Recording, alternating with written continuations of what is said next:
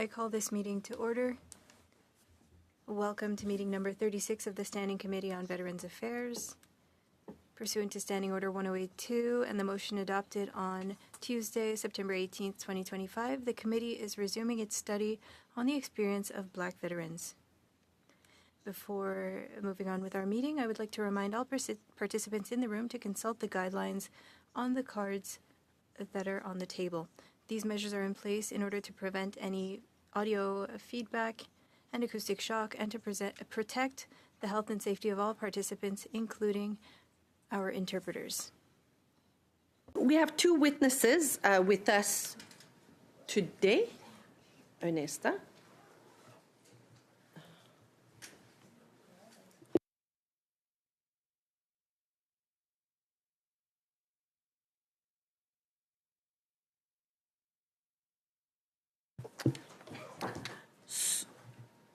Donc, nous avons deux témoins. We have two witnesses with us today.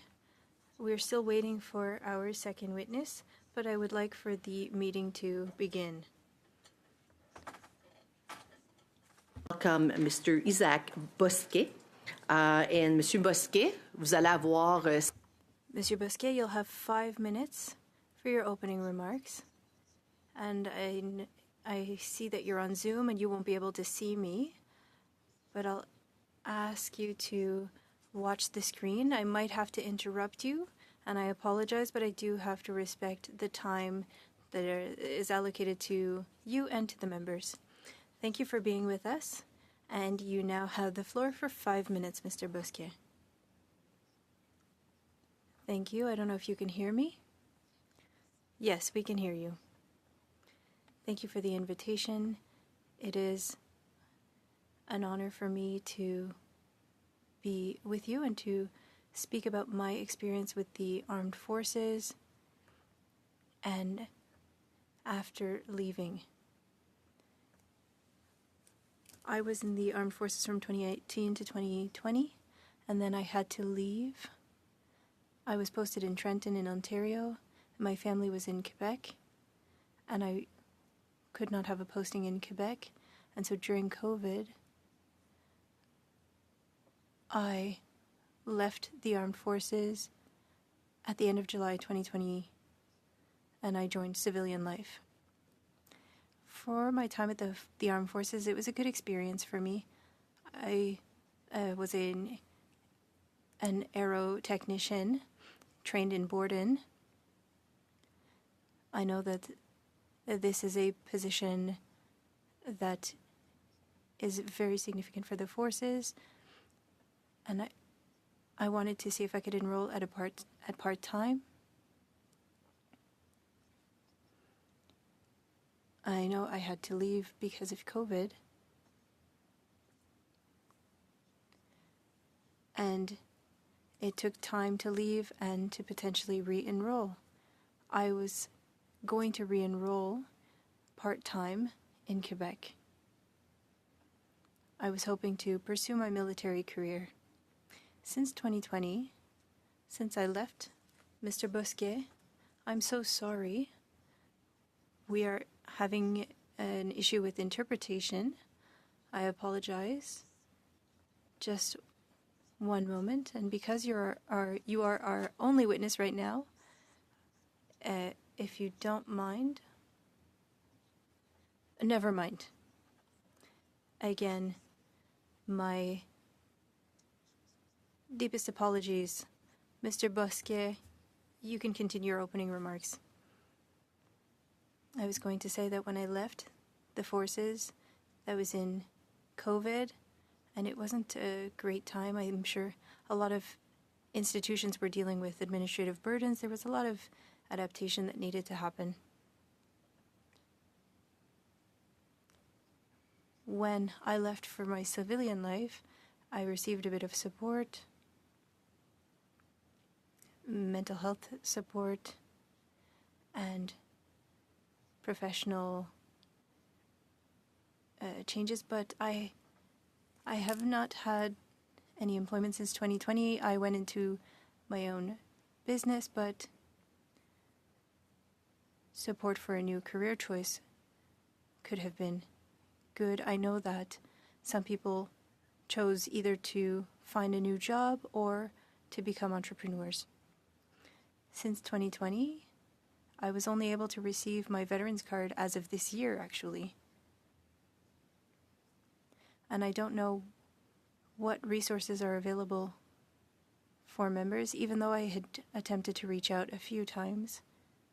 But I did not receive a positive response necessarily. I don't want to blame the institution, but there's a lot of information that's not accessible, and it's quite complicated to find information for veterans. People who have been through the forces always have mental health issues, and I had a good family support, but as somebody who is both Black and who was an armed forces member, it's important to have knowledge of the resources available. We need to know who is available to help us open doors, but I have not yet had the opportunity to see those benefits as a veteran. I'm not sure what the questions will be for me, but just to summarize, I joined the forces in 2018. In 2020, I had to leave the forces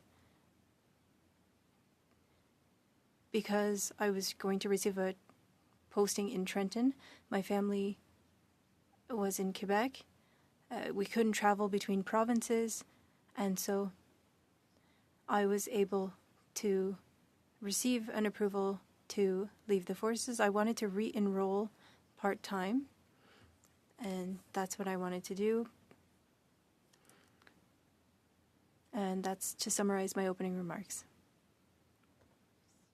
Thank you very much, Mr. Bousquet. And on behalf of the committee, we would like to thank you for your services to Canada.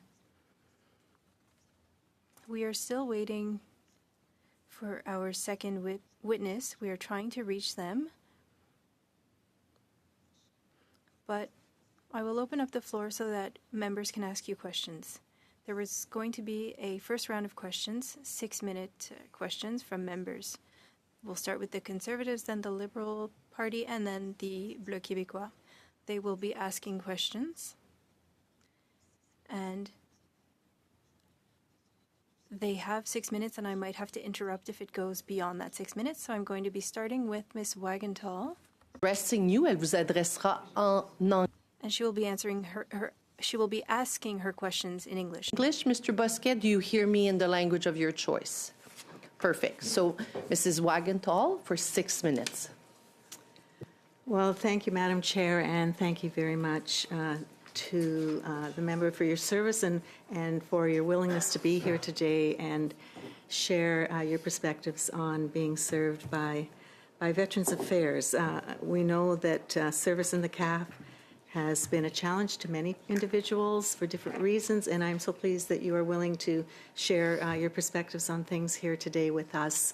Can you tell me, please, sir, do you see Veterans Affairs seeing this as an issue that needs to be dealt with, and have you seen change at all during your time in service and now through your care through Veterans Affairs? Ben, je peux pas en dire. I left in 2020, but from 2020 until now, with Veterans Affairs and as Veterans Affairs, or as a veteran, I did not reach out to an advisor who could tell me about benefits or programs that could support me through my civilian life. I haven't had the opportunity to meet anyone from Veterans Affairs. Have there been any changes at the department? I would not be able to speak to that. I can, in my personal experience as a Black veteran, I haven't had to speak to anyone from Veterans Affairs. I know that they are there, but I haven't spoken to them. Apologize if I'm a little out of sync here. My side of the table has been interesting as far as getting organized today, and I was not as focused possibly as I should have been. So I would like to know, since you left in 2020, what was the experience of leaving? I'm just surprised that there's no, well, I shouldn't be surprised maybe, that there was no communication immediately as you were leaving the forces to provide you with any information about what potentially services you could get from Veterans Affairs? So are you saying that you received no information as you left? Mais, effectivement, j'ai reçu I did not receive an advisor. Nobody reached out to me, but I do understand. This was during COVID, after all, in 2020. There was a lot of reorganization happening. There was a lot of uncertainty, and institutions were also struggling. But after that, 2023, 2024, there was no follow-up. Okay, yeah, I appreciate what you're saying, especially in regard to COVID as well. However, I've been on this committee since 2015, and we've done a great deal of work in studying transition, making recommendations. And one of them that the government certainly agreed with, and National Defence, was that more information needed to be provided to serving members in regard to potential services when they did leave the forces. Of course, when you join, you don't see that as being in your future anytime soon, and you've got plans for a career, but that there needed to be more communication throughout your time serving so that you would have opportunity when you do leave to have a sense of knowing, here's how I could proceed. And so what I'm hearing from you is none of that was the case. As a Black veteran, please, if you're comfortable with this, just feel free to share what was that dynamic like for you in serving in the armed forces, being a Black service member, and was there anything there that you would like to recommend that we could do even today that would make fairness for those who are from a different background, ethnic background, whatever, to be able to be well cared for and recognized and valued in your service?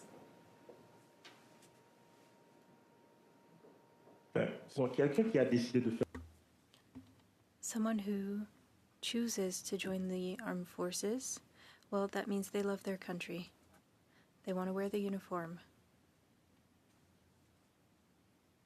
If that person has to leave and becomes a veteran, they could still serve. They could offer training or be a reservist. There was an issue with recruitment. I don't know if that's still an issue, but they represent a pool of potential experts, and some jobs like mine required a lot of training, and we could contribute that knowledge. But as a Black veteran, as you know, people from the Black community had to do with systemic issues. If you don't reach out and don't tell people what they have access to, then no one is going to dig deeper or tell you to go visit Veterans Affairs. I think that the department could try to raise awareness for these veterans and let them know who to call. I'm not sure what the numbers are in the armed forces. Thank you very much. Very helpful. Merci Thank you. beaucoup, Monsieur Bosquet. Je vais devoir vous... Thank you, Mr. Bisquet. I'm going to have to interrupt you at times because the time is so limited for members.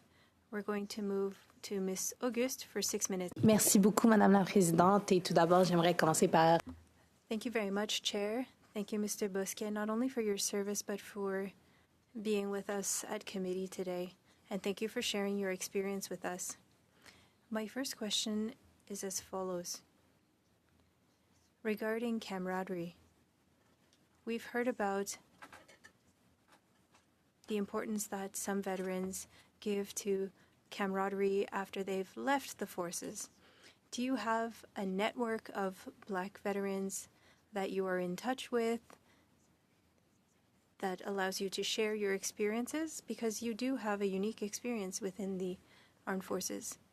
No, Miss Auguste. I don't have such a network. It might exist, but I'm not aware of it. I haven't joined a network of Black veterans that would allow us to help each other. And if it exists, then there should be some awareness raising so that we can be a part of that camaraderie. Thank you. When you were in the armed forces, were you the only person of color in the armed forces? Could that potentially explain why you weren't part of a network? In Trenton, or during my training, I was the only person of color. And so, yes, I met people who were receiving training, and some of them are still in the forces. Thank you. You are now a CEO and co-founder of ACVA. It's a multicultural Montreal company that focuses on bulk sales. And so now you're an entrepreneur, and we just finished a study on entrepreneurship for veterans. Can you tell us about what you've learned in the armed forces, things that are helping you now as an entrepreneur?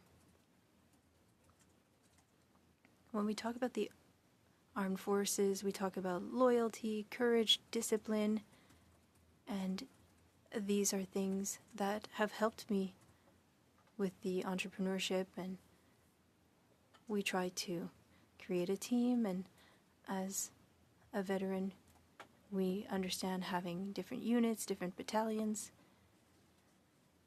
in order to win a war. And you mentioned Sarah. We're trying to create collegiality in Black communities and work together. So this is a business, and I received about 100 investors to support this movement. My path as a veteran helped me create this company. You mentioned that you didn't receive a lot of support or any support, and you talked about a systemic issue with Black communities where resources are few and far apart and people aren't aware of who to reach out to. Would you perhaps have any recommendations on how we can help Black veterans and all veterans so that they understand what they have access to through Veterans Affairs? As I was saying, it would be important to have an awareness campaign at the department. These are resources that are important to the department. We veterans have experience and expertise that we could use to serve Canada.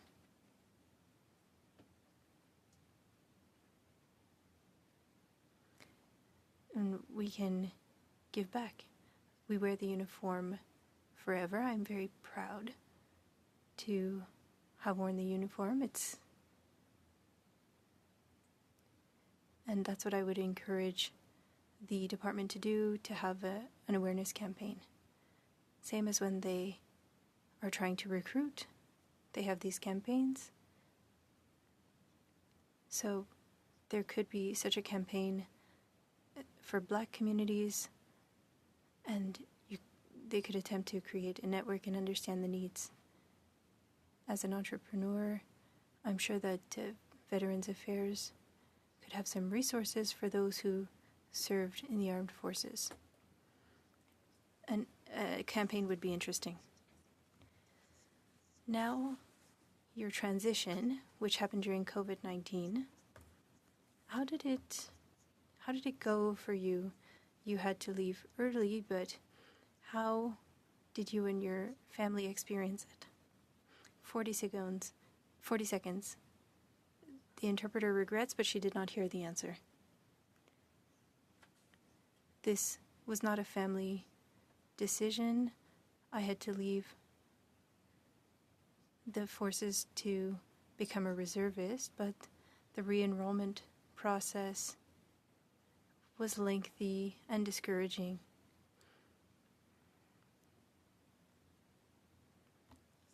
Thank you, Mr. Bousquet. Thank you.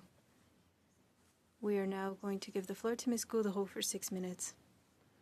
Thank you, Chair. Thank you, Mr. Bousquet, for being with us.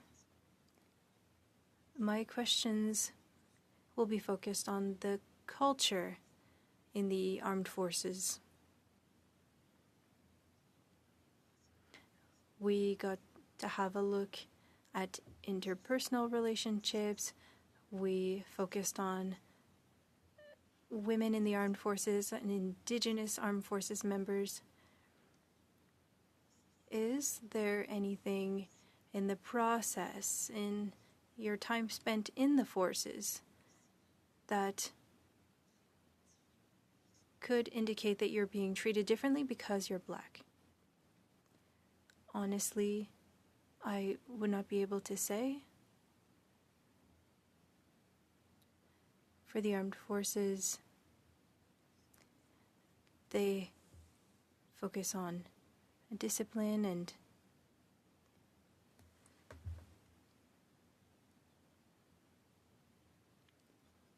I didn't notice a difference in how I was being treated. If there was, I didn't notice. When I arrived in 2018, there were a lot of prevention campaigns, and this helped. And so,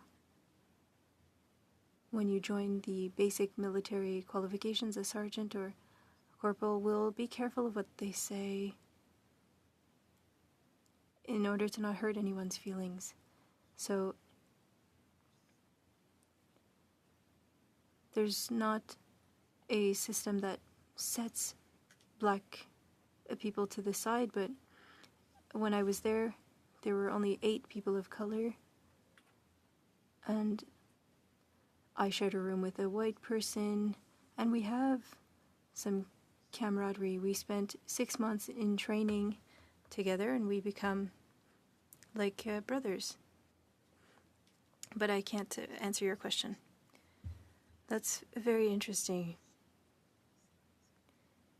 It's interesting to see how things have evolved over the last 10 years on the matter of discrimination, and to make that comparison between civilian life and the armed forces, and I'm happy to hear that, especially because you said that you were alone in your training in aerospace, and it would have been good to shed a light if there were any potential issues, but I would like to thank you for your recommendations. Is there anything else that Veterans Affairs should change in order to support you from when you join the forces to when you leave and join civilian life? We're talking about the forces culture. The food. Yes, the food. We wanted the food to be more diverse.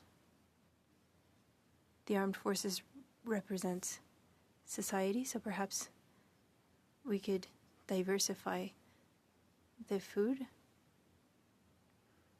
Someone who's used to eating certain meals might be happy to see those changes, but when you're talking about diversity, we understand that there are food intolerances and allergies that we need to work around. But if anyone has any specific taste because of culture or you see, there was no openness to having a more diverse menu? No. And that's what you would hope to see? Yes. That could help attract more people. Even for entrepreneurs, that could give some opportunities to former military members. I know that there are things that the department is doing. They were trying to see how they could change the menu, and for Veterans Affairs, as I mentioned, and I can perhaps specify, a vet either left because they were injured or they left voluntarily. These are your allies. And so solidifying that relationship between a veteran and the armed forces would be great. That's one thing that I would like the department to focus on. Chair, I know that I still have some time left, but perhaps we could now integrate the next witness. Thank you, Ms. Goudreau. We now have our second witness. Witness, I know I want to give you a moment to breathe. I know that you just arrived, so if you need a little bit of time, we can suspend to get you settled. I don't want to rush you. That's not the intent of this committee, so I just want to make sure we are at your discretion, ma'am. Thank you very much, Chair. I apologize for being late, and if I can have more than 5 minutes, just so that I can be clear and get through this, then no need to suspend. Well, you will have 5 minutes for your testimony, if that's all right. I usually allow a few seconds more, but I'm really strict, I will say. Everybody around the table will know. I try to be fair to everyone. But Ms. Gibson, we're just very happy that you're able to join us, so I will give you the floor for 5 minutes. Thank you, Chair. Good afternoon, distinguished members of Parliament, Chair, and all associated with today's activities, the experience of Black veterans. This is a historical moment for me. I apologize in advance to all because the notes I submitted are not the notes I'm reading. They took a little longer. My name is Doreen Louise Gibson. I go by the nickname Dor, as in Door of Opportunity, and today I have an opportunity and honor to be here. I'm the daughter of late Danny Edson Gibson, also a veteran, and a strong Black man, and my late mother, Hannah Louise Romans, equally strong white woman. I'm proud to be a product of their love. I am a life partner of Shirley Averill, sister to Jean, June, Larry, and Trevor, aunt, great, and great-great aunt, cousin, sister-in-law to several beautiful souls of my Mosaic family. I volunteer, I'm really nervous. I volunteer as Vice President of BC Black History Awareness Society and honored to be Project Manager for No. 2 Construction Battalion's Legacy in British Columbia. Whew. Since 2010, volunteer with Last Post Fund, last 3 years as Vice President of BC Yukon Branch. I volunteer with the Poppy Office in Victoria, and after 44 plus years of service in the Canadian Army Reserves, I am Captain Retired. Veteran, purpose of my day today. I currently reside on the Salish Seas, coastal and traditional territories of the Lewakan-speaking people. I'd like to acknowledge my ancestors, my Black ancestors, some of whom were bound by chains, persecution, and others of free will that came to the shores of Mi'kmaq, also known as Halifax, Nova Scotia, where I grew up. Together, side by side, we stand as treaty people. To the Black veterans who have paved the path, in particular, No. 2 Construction Battalion's soldiers, family, and descendants for the resolve in fight for equality and justice in order to serve our beautiful country, Canada. It is upon their shoulders that I am grateful. Growing up in Halifax, Nova Scotia, I faced racism at an early age. I experienced devastation and total destructions of Africville. When I joined in 1973 the Military Youth Employment Program, I had mistaken the racist behavior as, quote, military way of life, unquote. In early days, it was difficult to distinguish the combination of leadership and alcohol mixed with the abuse of authority. I witnessed an RSM do nothing about one of my male soldiers reported as a victim of a blanket party. The same RSM later charged with gang rape. I witnessed an MWO and a major charged for financial fraud. In 1975, in the junior leadership course, I was first on the course but told a woman had never been nor will be a platoon commander. So I stood in the back as the platoon warrant officer. Back at my home unit, 2 members that were of the same course got promoted to Master Corporal, and I spent the next 6 months fighting for what I had earned. The experience changed the trajectory of my military career. I experienced racism, discrimination, sexism, harassment, and several incidents of systemic barriers over 44 plus years of service. I grew up in the rank expired by the early leadership of, quote, not to be like them. I was firm, I was fair, I believed and encouraged individuals' potential. I lead with intention of respect. Retired at the compulsory age of in 2017. I did not receive my reserve pension until 2020. And I believe the CAF are going to have a class action right now on delayed pension, of which I will be submitting the claim. I missed the opportunity as a reservist to be recognized as part of a purge settlement, also to submit a claim for the military sexual and misconduct class action. I was part of a black federal employees class action. That was denied. Last year, CAF admitted that the racism and discrimination in the Canadian Armed Forces, and the CDS apologized. At that particular event, I paid my own money to come down because I felt like I needed it to my self-healing, and when I was there, I couldn't believe how much I broke down. I bawled my eyes out. But I thanked her for doing that. In closing, 2 highlights, my career. When I was appointed the RSM of the Victoria Medical Company, and the second time was when I received my my Member of Military Merit from Her Excellency the Right Honourable Michaela Jean, the Governor General of Canada. In 2021, I got called back to service by the former Minister of National Defence, Harjit Sajjan, to work on the advisory panel for systemic racism, discrimination, LGBTQ2 plus prejudice, gender bias, and white supremacy. The report was released in 2022 by then Minister of National Defence, the Honourable Anita Anand. Today, you ask, what is the experience of black veterans? The black experience in the military had been traumatic for me, and I have never been able to share. There has never been a place where I could trust and get support to heal. I truly appreciate the Veterans Affairs and trying to pick up the slack of past injustice. I will do what I can to support their efforts in the restorative engagement of systemic racism and black and racialized veteran engagement team.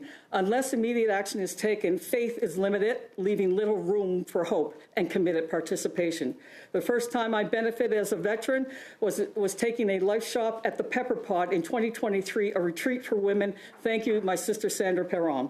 I regret that I cannot provide recommendations in advance. However, by the end of this conversation and your questions, I hope to do so. Chair and members of Parliament, I look forward to the conversation respectfully. I was there too, or was I really? Thank you. Mrs. Gibson, we've been working very hard to bring our black veterans to this committee. Today, you're validating the efforts that we've done. So I say on behalf of all of us, thank you for coming today in front of our committee. So we started, just to let you know, so we will start our second round of questions. Each member of Parliament will have 5 or 2.5 minutes. As I say to Mr. Bosquet and to yourself sometimes, I do have to interrupt if either yourself or the Member of Parliament are going above that amount of time. So I will open the floor to Mr. Richards for 5 minutes. Sure, thank you. I'll first of all thank both the witnesses with us today for your service. I will apologize to Mr. Bosquet. I had another veteran-related meeting that was finishing, and I didn't get here to hear your opening testimony, so hopefully I'm not going to ask any questions that you maybe have already covered. If I have, I guess just consider it a chance to reinforce your point. But I guess what I'd like to do is start by asking both of you, just in terms of your experiences with Veterans Affairs, what have you experienced in your dealings, if you have had dealings with Veterans Affairs? What have you experienced? A positive, negative? What has been maybe the biggest challenge that you've faced in dealing with Veterans Affairs? Let's start with you, Mr. Bosquet, and then we'll go to Ms. Gibson.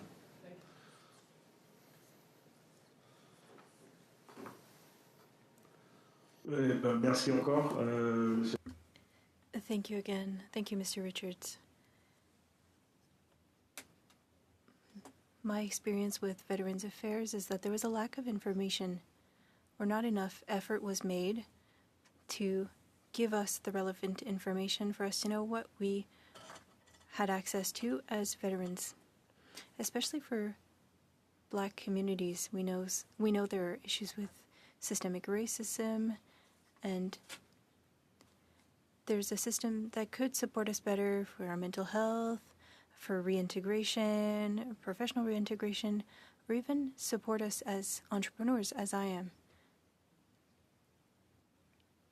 But I have not had the opportunity to speak with a representative of Veterans Affairs. There were no events that we were invited to since 2020. Okay, thank you. I think what I'd like to do, I'm going to give Ms. Gibson a chance to just kind of respond to that first question as well, but I would like to maybe return, hopefully, and just get your suggestions on how those things could be better. You mentioned a couple things that you thought could be better. I'd like to hear your thoughts on how that maybe could work, but maybe Ms. Gibson, if you wanted to just fill us in if you've had interactions with Veterans Affairs, and what would you find would have been some of the challenges that you might have faced in any dealings you had there? Well, sir, first of all, I have not had any dealings with them because I was a reservist, and there was no area of benefits or support for reservists that I knew of that helped me. During 30th of October, when I was here for the CVS's apology, I met a gentleman. Name escapes me right at the moment, but because I had something to say about reservists and I care about them, not only myself, 3 months later, I got a phone call from an individual 2 levels down from him, and he was told to get in touch with me, and he shared with me the process, and I'm building a relationship with him. The medical people that may be there to help support me, because I'm doing this for not others, but also myself.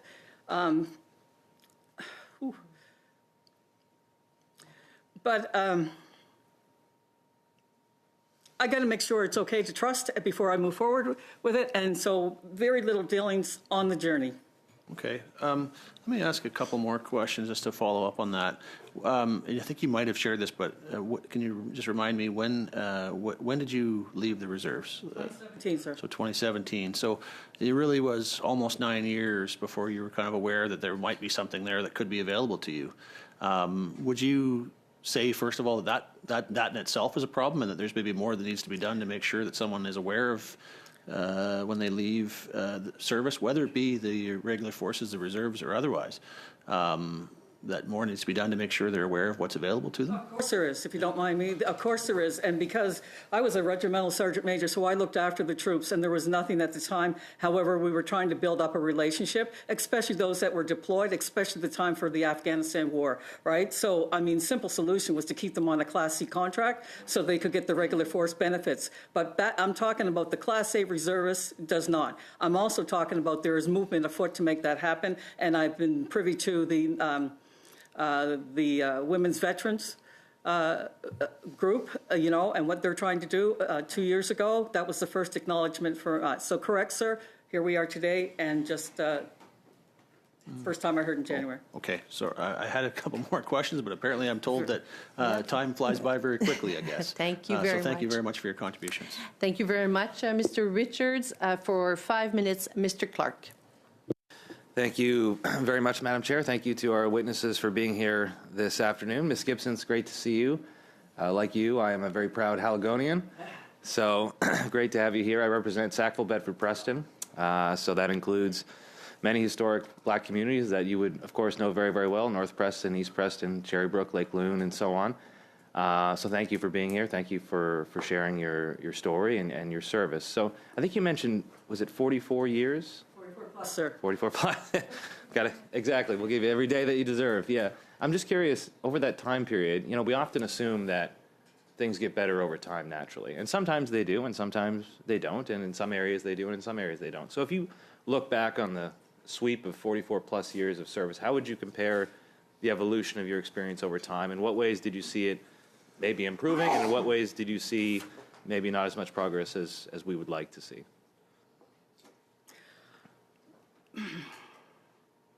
Basically, my experience is I survived, I'm healthy, I'm happy. I see that the military also has done a lot of changing. I mean, I came in at a very rough time.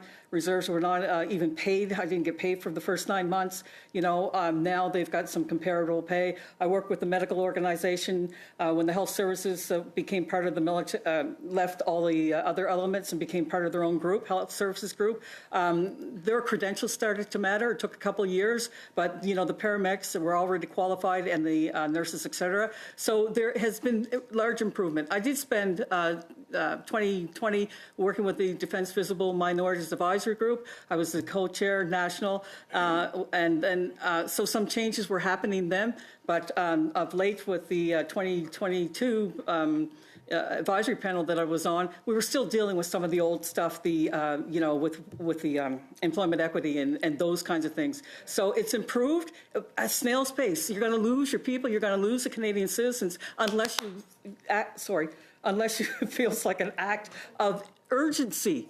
People are out there hurting. I've got people that before me, there's a woman, I have to say, Master Warrant Officer Sarah Hayward from Nova Scotia, Cape Breton, by the way, and she was the only black woman I saw of any rank, and there's nothing for her ever. And if there was something to help her out at this particular time, I would do a volunteer time. I keep doing the volunteer time because nobody else is lifting it up. So just talk to the people. I'll see you at the #2 celebration. Yes, you will. Yes, it's a wonderful, amazing place. I won't go down that rabbit hole. We'll talk about it after. Curious about your experience with the advisory panel in 21 and 22. You've mentioned that a couple times now. How did that come about, and what was that work like, and how do we make sure that those kinds of efforts bear fruit? Well, it was at the particular time that the minister, Harjit Sajjan, I served with him years ago with 39 Brigade when he was in uniform, and also he was part of the Defense Advisory Defense Visible Minorities Advisory Group. So he called me, and I asked him why, and he said, because I don't tell him any BS, I tell the truth. And so I thought about it, and I did. And then I realized how important it was because Justice Fitch had just done his review with the National Defense Act, ourselves, and, you know, our new up-and-coming Governor General, she also did the report on sexual misconduct. So I'm very proud to be part of that. But it was during COVID, and it was the testimonies that people and the abuse and the racism that still existed and still exists today. And so there is no, you know, I mean, we see things, $500 million put towards black mental health. I don't see it. You know, so where is it, and how does it, who has it? And I travel across the country, and I don't hear any stories about that. So I speak up. Is it improving? Yes, it has to. But sometimes it goes to the extremes. We fought hard for certain things that we needed to have for the employment equity groups, and others seem to take over some of those benefits. Let's just keep it on a clean playing field. Ambassadors need to speak on behalf of some of these people that can't speak for themselves, and there are people that are serving that do not want retribution. There are some failures, but, you know, there seems to be only because I'm a veteran and I'm more aware. But off the street, you're not going to get someone that's going to be, okay, let's go Army, right? You know, it's a different world for sure, and so we have to make a little more changes that way. Reaching out, I see the chair as a. Sorry, Chair. No apologies. Right on time. It's perfect. Thank you. Apologize. I was reflecting to my colleague to say that there was 20 seconds left, so not to Thank question you again, but you're welcome to end your sentence, ma'am. Thank you. Thank you very much. So now Madame Gaudreau will be asking questions, and she will address both of you in français, in French. So, Ms. Gibson, I don't know how comfortable you are with the French language service, like the French language, but I would invite you to put votre petite oreillette, your little earpiece, so you can. Puis je vais parler français pour faire. And I'll speak French to ensure that you're hearing English interpretation. We just want to verify that you are, in fact, hearing interpretation. That way you will be able to hear Ms. Gaudreau's question asked in English, so you're hearing interpretation. Perfect. Ms. Gaudreau, you have 2.5 minutes. Thank you very much, Chair. Thank you for being with us. It's a lot of experience that you have. I think that we should have invited you for more than an hour. But our time is so limited. And so if you have any additional information, you can send it to us. And I know that colleagues will ask more questions, but we have 2 Black veteran witnesses who told us that they didn't feel like they had been treated differently or that they were discriminated against. And so you are a woman, a Black woman. My question is a simple one. You faced some difficulties, and do you think that it's because you were a woman or because you were Black? Some of the discrimination. First of all, thank you for the question, and in French, English, only English, but thank you. As a woman, yes, I certainly did. I was the one and only chief warrant officer that never got promoted in the brigade. I was, 13 years. Everybody else, 2 years for a chief warrant officer. And so that happened, and promotion-wise all along. And so my career was basically because I couldn't move forward. I worked at the Atlantic Militia Area Headquarters for decades before they changed to Atlantic Militia Area, to the brigade levels. And during that particular time, they weren't going to hire me in a new position because the offices were not of color. So, different times and different circumstances, and you can invite me anytime. I'll go and have a chat with you, about some of the things that are a little deeper on the one-on-one, but I understand the 5 minutes here. I hope that answers you. Excellent. Bien, tout simplement pour vous dire. Thank you so much. And I watched that movie twice. Seul au front is the French title. Hopefully my colleagues were able to see the documentary. Thank you. Merci beaucoup, Madame Gaudreau. Nous allons maintenant. Thank you, Ms. Gaudreau. We are now going to conclude with 5 minutes. And our last round will go to Mrs. Royer. So 5 minutes, Mr. Tomey. Thank you to our witnesses for appearing here today. Doreen, I just want to say you blew the doors off here when you walked in. I love it. I love it. It is a great name that you have. As in door, I like just blowing the door opportunity. I love it. I love your passion and so I just want to be clear because I need to frame this in the context of the study that we're doing right now. You have not had any interactions with Veterans Affairs as of yet. Negative, sir. I have. Somebody reached out to me after I chatted with a gentleman at the apology. Okay. So 2 levels down in the NIMO, this gentleman from Veterans Affairs called me to see how he could help me. Oh, okay, so have you registered and signed up and got a MyVac account? Yes, sir. Okay, all right. Okay, so before we move on with that, then I have a very important question because I've spoken to a reservist just recently in my office. Do you think it would be a good idea for this committee to do a study on veteran reservists versus full-time members that have served? Yes, so they're distinct organizations, and I might invite you to go to your local armories. Okay, no, I'm just asking if you, and I probably will, and I have, and I just won't tell you why I go there, but it's usually on a Friday afternoon. But okay, thank you, because I think it's very important for us to understand that there are differences for reservists and for full-time members, and that this would be a good opportunity for this committee to study that and see the challenges that reservists face. And so I want to kind of continue down a little bit on the journey that you've had now with your interaction with Veterans Affairs. They reached out to you. Why did you not reach out to them? What was the reason behind that? Lack of trust. Didn't know anybody. I've always got told I'm a reservist, Class A reservist. Doesn't matter that I did Class C or Class B before. I was Class A today, and no thank you. Okay. So initially, you've had trust issues with Veterans Affairs. You mentioned that your father was a veteran. Did he deal with Veterans Affairs? I did not. I was young when he passed, and the only thing I do know is that there was an income that came to my mother. Okay.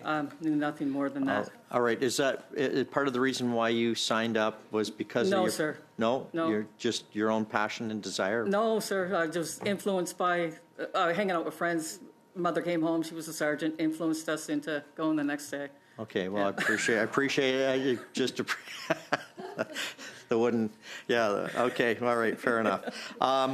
Okay, so how has your interaction with Veterans Affairs been since they've reached out to you, and how? Oh, it's been awesome. I got to tell you that, we've talked. I wasn't ready to deal with him. He called back. We made an appointment to call back. We had a conversation. He sent me forms. I reviewed the forms. We connected again. He told me about some of the healthcare practitioners in the area. I reviewed them, looked them up, and I will continue to call him, but I don't have the time and capacity at the moment to bring that up. I need space in my life. Yeah, no, I understand that, and I think that's great. So your service, obviously marred with racism and challenges and sexism and a history, but your interaction with Veterans Affairs has been good, and have you dealt with racism in Veterans Affairs? Not yet. Actually, what's the new one? The racialized persons vets are starting something, and again, they somehow reached out to me. I must have met them in the elevator or something. I don't know, but anyway, that's another journey of starting. Well, I think they're afraid of you. I like you. How much more time do I have?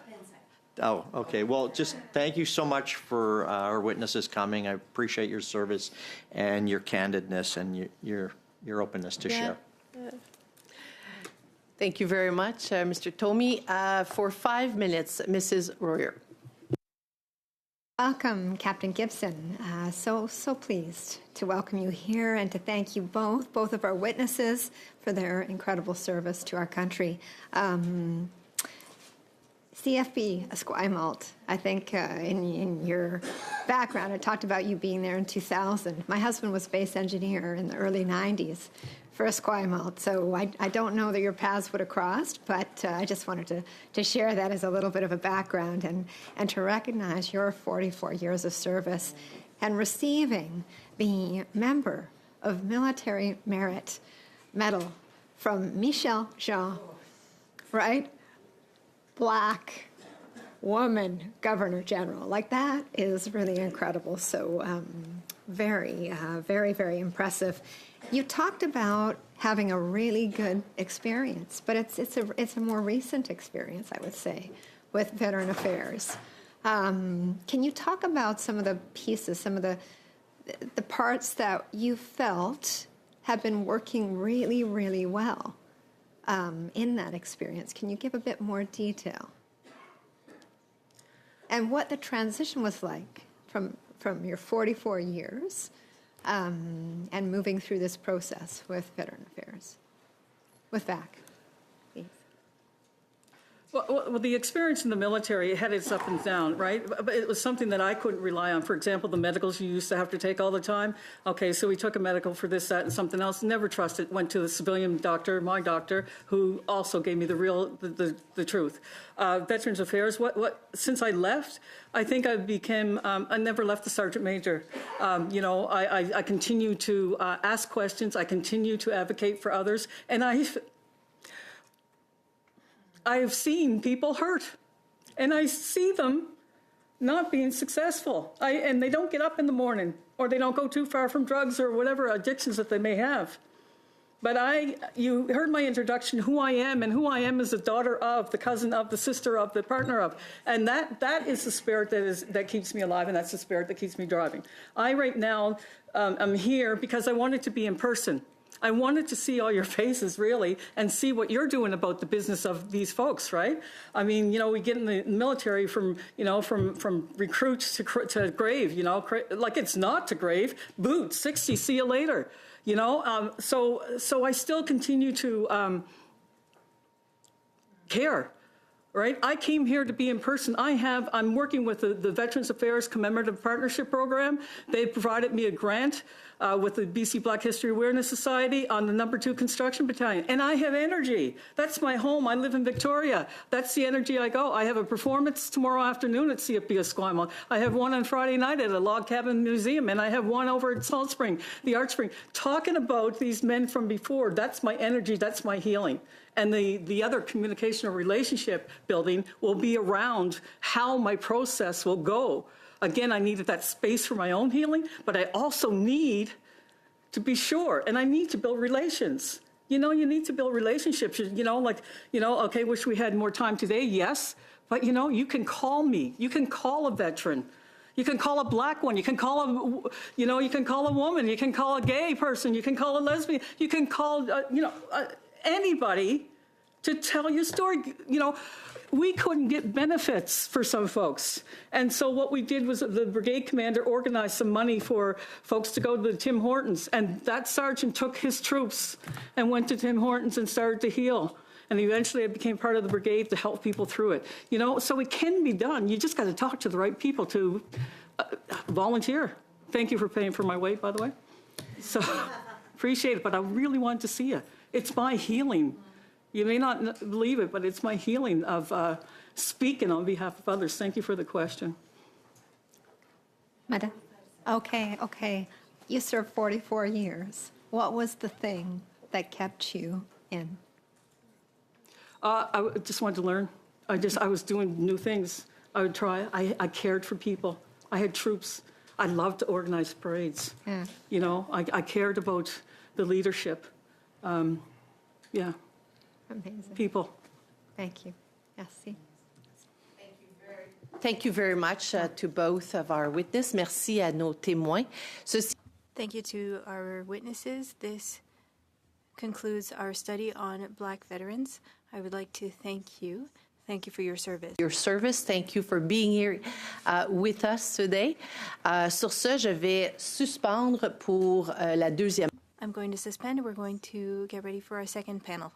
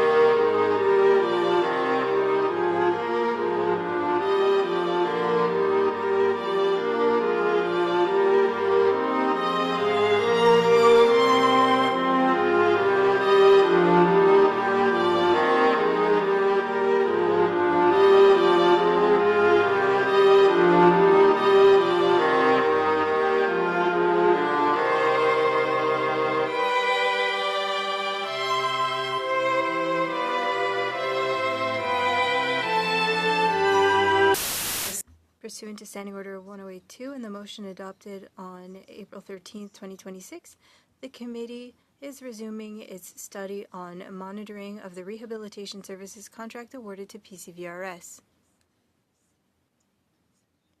We have two witnesses with us today, Mr. Christopher Banks, Sergeant retired, and Ms. Natalie Gillis, licensed counseling therapist and a Canadian certified counselor. Welcome. J'aimerais maintenant inviter I would now invite Gillis.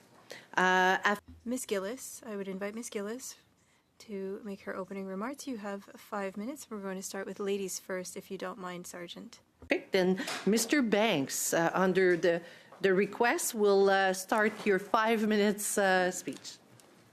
I'm sorry, we coordinated beforehand. That's okay. I didn't want to be impolite to the lady. Thank you. I served in the Canadian Army for 20 years, deployed as a peacekeeper to Bosnia, and deployed into combat in Afghanistan. I came home with PTSD and was medically released in 2019. I suffered from hypervigilance, a common symptom of PTSD, meaning I was unable to let go of the extreme vigilance that kept me alive in combat. During the decade that followed my return, I was angry, filled with anxiety, experiencing panic attacks, and suicidal. Thanks to the efforts of my mental health team in the CAF and my VAC case manager arranging programs and connecting me to a great psychologist, I was able to overcome my injury and start improving. That was until I enrolled as a participant in the rehabilitation program and was so disrespected and mistreated that it re-injured me and I became suicidal again. But you know my story already. Not only was I a witness at the last ACVA study for the rehabilitation program, not only has my brief been published as part of the study since April, but my story is the same as so many other veterans who have told you the same thing. When I returned home, I used my experiences to help my fellow veterans, and for the last 16 years, I have been a peer helper in the veteran community. Of little surprise, one really big recurring problem that keeps coming up is the rehabilitation program. Veterans lamenting their RSS won't return their calls, or they don't understand the military or veterans, that they were told to switch providers, that they were denied the education program of their choice, that they were referred to clinics who re-traumatize them during invasive and repetitive assessments, and a general lack of humanity. But you've heard this story too, because the same has been reported time and time again in the news. The same as so many other veterans who've sent briefs to the committee and reached out to MPs. The fact is, despite the dishonesty from the department and the contractor, veterans are complaining through official channels. This dossier of complaints discussed at length by VAC was obtained through ATIP. The contractor bragged about their survey results, but it's already been pointed out in previous meetings that 732 surveyed out of 23,000 enrollments is a pathetic sample size. So even 100% satisfaction would be meaningless. And since their numbers actually indicate a 2% approval, it actually lines up with a social media analysis that I conducted for my brief, and I am very happy to answer questions about that. Another piece of disinformation I would like to address is the assertion that veterans have a choice. It is presented to veterans as a choice, but it is a Sophie's choice. You either choose to participate on their terms, or you are kicked off the entire rehabilitation program, which includes income replacement and other benefits. So it's not a real choice, it's a threat. They also told you they support our rehabilitation and vocational goals. They don't. Not only have you already heard testimony that they force people through a meat grinder towards a quick and cheap solution, they also artificially limit our career and income potential by forcing us onto vocational programs, then into career paths based on our rank and salary at the time of our release, which for many like myself was early into my expected career. Sergeant was not the last rank I thought I'd ever hold, but because that's the rank I was released at, that is a salary level they deemed would be good enough for the rest of my life. My injury didn't limit my career advancement nearly as much as the rehabilitation contract did. Not to mention that many people view the military as their first career, where advancement isn't the goal, experience is. Therefore, absolutely brilliant people who will one day end up as executives serve in the junior ranks. If their injury occurs early in their year, then they'll forever be limited to that part of their life. Finally, they told you they offer rehabilitation services to survivors. But discussions with survivor advocates tell a much different story. They don't. I beg the committee to see and accept the pattern displayed here. Those with a profit or power motive are telling you that it is a good, effective, and supportive program, while the veterans, families, case managers, and service providers are telling you the truth. Veterans are dying because of this contract, and it's not an exaggeration. Sadly, given the failure that was a soil turning for the Afghanistan monument and their refusal to meaningfully engage with veterans and the issues we care about, we are expecting that regardless of testimony and this committee's report, the government will ignore us to serve big business. We are all tired of hollow promises, and we are smart enough to see through them. If ACT actually cared, they wouldn't try so hard not to hear us when we speak. Thank you. Thank you very much, Mr. Banks. For 5 minutes, Mrs. Gillis. Chair and members of the committee, thank you for this opportunity to be here with you this evening as the owner and sole proprietor of Valhalla Vision's Counseling Clinic, located in St. John, New Brunswick. My name is Natalie Gillis, and I'm a licensed counseling therapist and a Canadian certified counselor offering individual counseling therapy and industrious case management for military veterans, RCMP, first responders, various health and educational professionals, group home and treatment center workers, and those who have endured domestic and interpersonal violence. A grandfather served with Carleton and York during World War II, and a grandmother worked at the Air Force Base in Stephenville, Newfoundland. I was an air cadet for 6 years. One barricading factor for me joining the forces was the multifactorial aftermath of an accident at CFB Borden during my athletic instructor's course, where I hyperextended my neck after landing on my head. As a result, I've mitigated as an allied affiliate to the community for roughly 3 decades. I'm a member of the Order of St. George, and one role I have as a therapist is assisting clients while they adjust to and mitigate their injuries. Marie-Hélène Goudreau, I applaud you for initiating this study. Zoe Royer, I felt the emotion in your voice as a military spouse when you ask questions. Mr. Tolmie, you've maintained steadfast composure throughout this process. I don't just hear you, I visibly see the magnitude of the hurt that you harbor. I want you to know that. I'm here today because there remains to be seen that the PCVRS program facilitates the feasibility, capacity, and advanced levels of aptitude to care for this complex section of human health and suffering. I'm declining reimbursement for this trip to the government, by the government, forgive me, and if possible, please use these totals towards counseling therapy for a veteran. I'm likewise not making business claims in the future. I drove here from New Brunswick to echo previous statements and testimonies by means to supply additional context followed by suggestions because I believe in showing up for the team. For decades, the veteran community has been experiencing a spiritual famine and psychological drought. My colleague, Dr. Alicia Henson, who presented here last week with CLIA, are two of the many individuals I've had an irretractable pleasure of working with. To substantiate this claim, Alicia completed training and then rushed here to make an appearance. Moreover, CLIA declared that, quote, "We are not throwing PCVRS under the bus," during their students' video-recorded presentation that has been on McGill's website since last summer. If a veteran throws you the ball to let you into their world, you are Babe Ruth hitting a grand slam. Modern research, ethical practices, and informed consent emerged after the barbaric atrocities of World War II during the Nuremberg trials. In succession of that, if veterans are being forced to switch clinicians, that is not autonomy. And the system is stripping them of a critical life support while willfully interfering with someone else's sanctuary.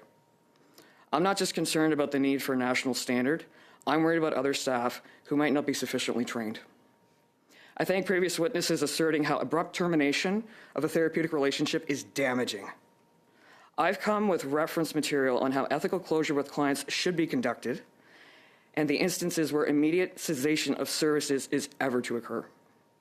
To share the load, others could perhaps supply supplementary research, ethical codes of conduct, and standards of care. I have some other topics of interest to share as well regarding readiness for change and the military culture. In support of Dr. Henson's call, at heart, you need a fearless baseline of maturity, resilience, applied emotional intelligence, critical thinking skills, objectivity, the absence of an adversary lens, the patience of Job, and demonstrate life experience to complement the therapeutic alliance with a veteran. Priorities delay updating my LinkedIn profile and website, but some lines of employment that have developed grit for me over the years has been human services work, safely cleaning hospitals and clinics, having worked with some of the most challenging behavioral cases in the province from the Restigouche Hospital. I've co-facilitated narrative therapy to court-mandated clients, and in other capacities, I've worked with those along the spectrum of the sex offender registry. My grandfather of World War II and his wife were in the hospital together before they both passed away 2 weeks apart, 3 weeks before Christmas in 1992. He had a rare form of blood cancer, and she had suffered from 2 strokes. I remember being witness to the love he still had on his face trying to talk to her. She refused to look at him out of embarrassment due to her disfigurations and inability to speak. Anyone working with veterans and their families needs a required competency beyond something called cognitive empathy. Sealing the envelope, veterans require retention of connections, tenacity, stamina, and insatiable will until the very end from us. Thank you very much. We will now start our first round. It'll be 6 minutes for each member. And I believe Mr. Richards, you're for 6 minutes. Well, thank you, both of you, for your contributions today. Thank you for your service to the country. Thank you for your service to veterans.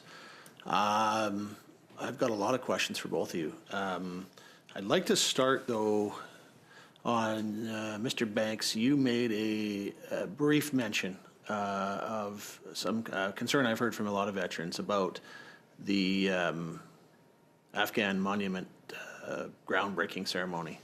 I wanted to give you a minute or two to just elaborate on that if you'd like, because I've heard it from a lot of veterans, and I think it's important this committee hears it. So thank you for the question through the chair. A lot of this is insulting, just because, firstly, we have not forgotten about the selection scandal. So we know that this was not the monument that was selected by the selection committee. This was the monument selected by the government. And it's a bad design. Just since I have the time, kick crosses are not significant in military culture. They are the things that they're 2 pieces of wood that we slap together to hang our stinky, sweaty gear on at the end of the day. They have the cultural significance of a hockey bag. What should have been the rifle, boots, helmet, and dog tags, which are symbolic. I understand that the artist went to Afghanistan on a professional development trip, but he didn't understand what he saw, apparently. And it's sad now because that's the monument that's going to represent a war where thousands died and 158 Canadians were among them. The soil turning was another scandal on its own. I was there, but it was like they didn't even want us there. There were no invitations sent to veterans. I found out about it through the families. And most families weren't invited. When we're talking families of those who had fallen, they weren't invited until 2 weeks before the soil turning, and at that point, only those in the National Capital Region could attend. And we were put at the back. For the seating arrangement, we were put at the back. Yes, there were veterans who were included as part of the ceremony, but they were not in any way the focus. They were tokens, and I'm sorry to those veterans, because it should not have been that way.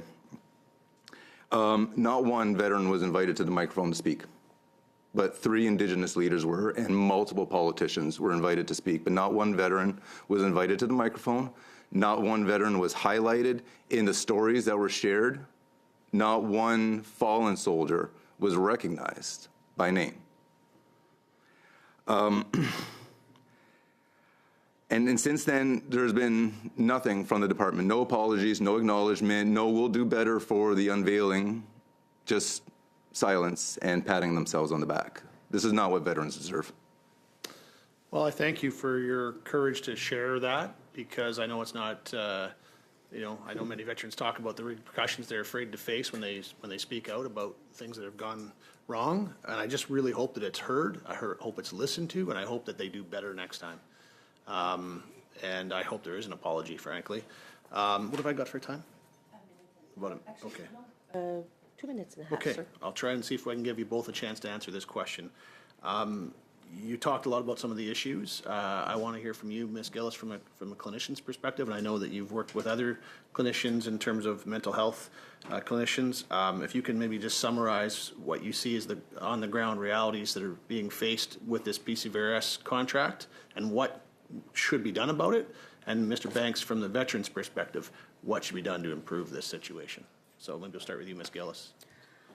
I think one of the things that I could probably echo is what my colleague Dr. Henson mentioned last week is a national standard for clinicians, because one of the things that I'm concerned about is not just veterans being stripped from their care providers, which is essentially a rupture, and I've got a lot of information to support how that is very destructive for the committee to review.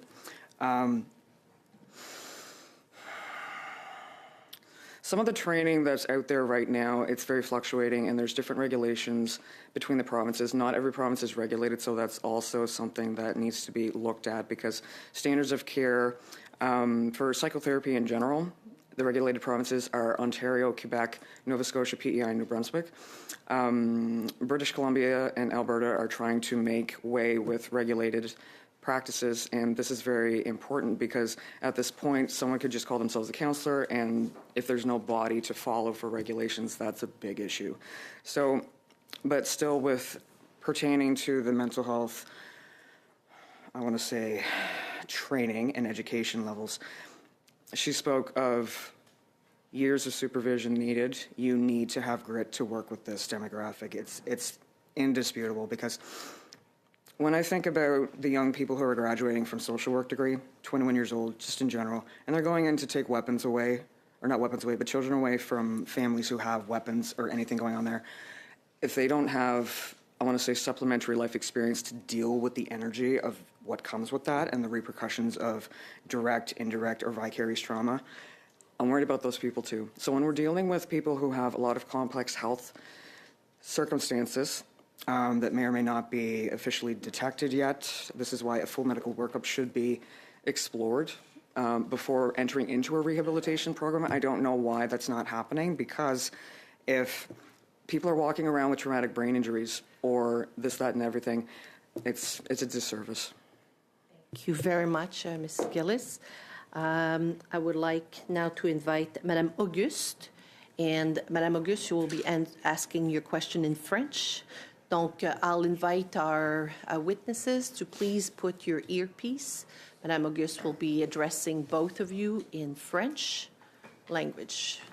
So we're just want to make sure. Madame Auguste, pour 6 minutes. Merci beaucoup. Thank you very much, Chair. I would like to start by thanking Mr. Banks for your service and thank you for your dedication towards veterans. It's very admirable what you're doing.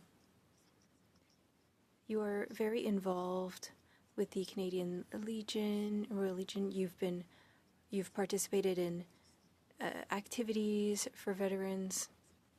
As such an involved veteran, can you give us some details on some of the issues that veterans are facing with PCVRS? Could you tell us which elements come up the most? So, I guess part of the biggest problems is the system is not robust enough to take on such a complicated demographic. Veterans have unique needs, and the RSSs and the contractors seem in no way adequately prepared to deal with the level of trauma that we're bringing in. I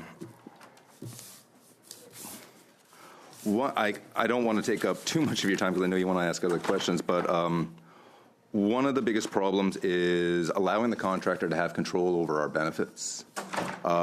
They are here to provide rehabilitation services, not to determine a veteran's rehabilitation goals or overrule a medical professional. Like there's no way that the system can work under those conditions. Allowing a contractor to make a decision about like which direction the rehabilitation should go to should not fall on the RSS.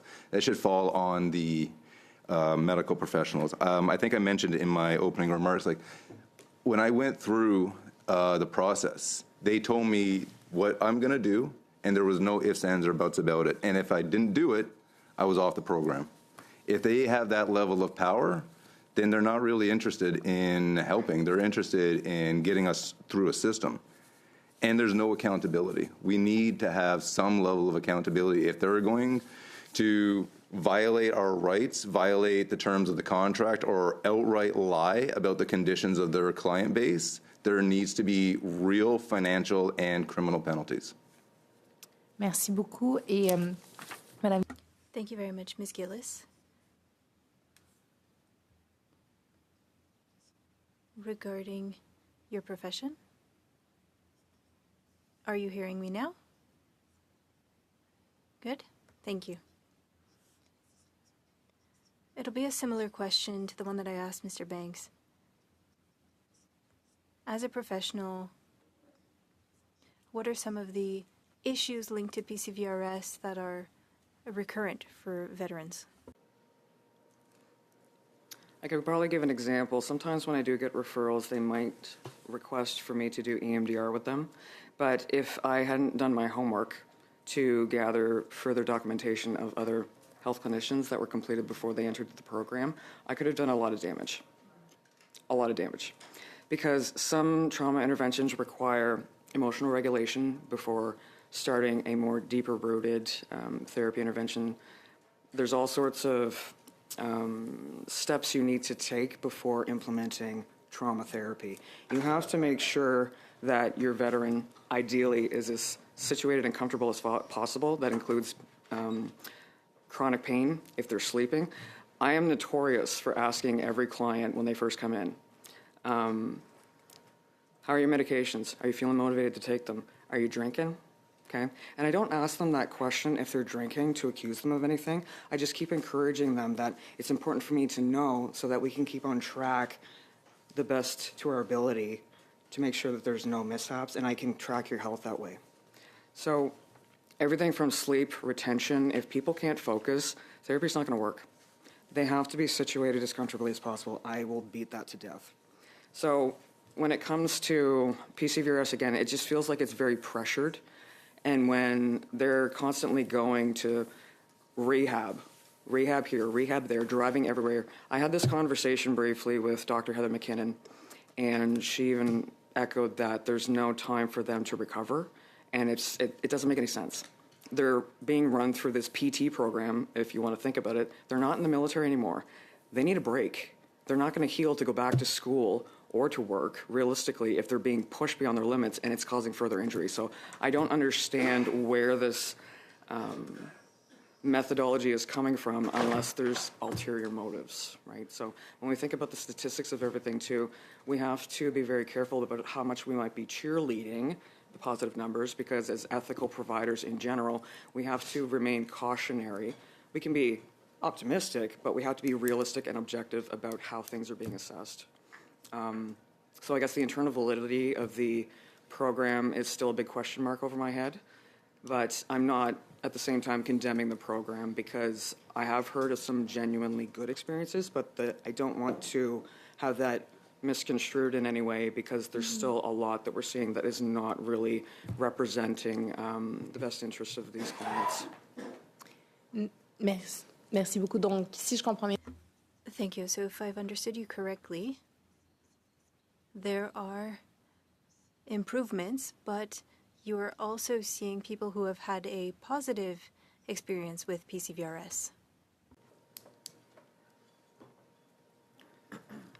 So with the positive experiences, again, it's still a very small number from what I'm seeing. I just want to clarify that. Yep. So I don't want anybody thinking this is getting too far ahead of itself.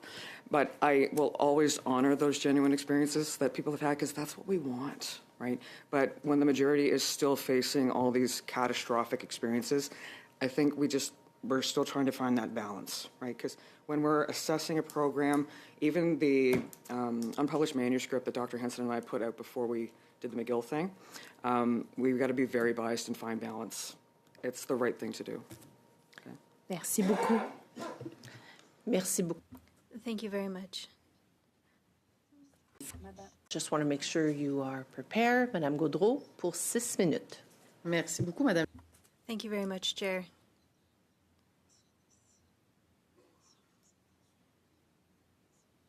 We are doing this study not only because it's important, but also because if the system was perfect, we wouldn't be here. Whether it be one case or 10,000, 75,000, that's one too many with a negative experience.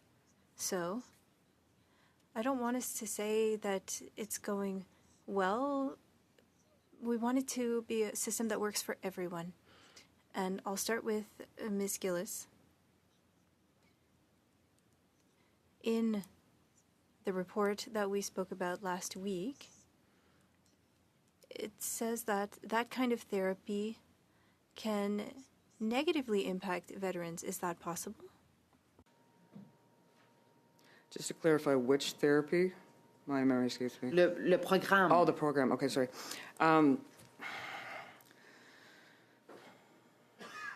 Therapeutic rehabilitation should be focused around what people are capable of doing.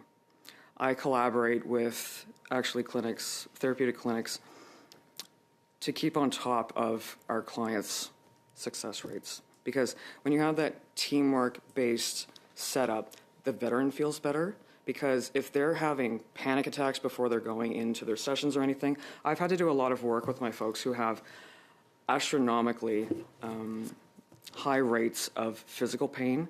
They're scared to walk. They're scared to do anything. I've worked with vets who've been out for years, and then they first start coming to me. I have to first get them used to coming to see me. They're pacing back and forth in the room. Until they get comfortable doing that, you're not going to get therapy done. I'm sorry. I'm just going to call it. So over time, and I build that team with them, with physio, massage, chiropractic, everything like that, they can start to settle into things, and they feel more, I want to say, confident doing the movements that they need to do with physical rehab. But if you don't have a team that's there for them, forget it. You're not going to get success or anything. So I think that needs to be considered, again, on top of everything else. They're tired. Mm-hmm. They're exhausted. And that's not rehabilitative, it's destructive. So causing further injury. L'adaptabilité.